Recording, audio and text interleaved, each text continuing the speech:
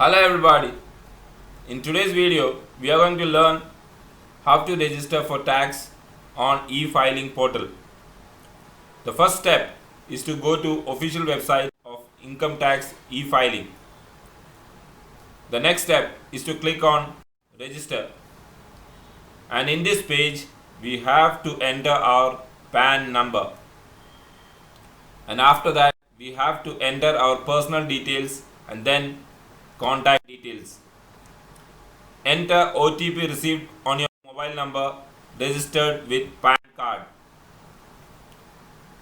Verify your details and set a strong password. And you are now registered on the e-filing portal.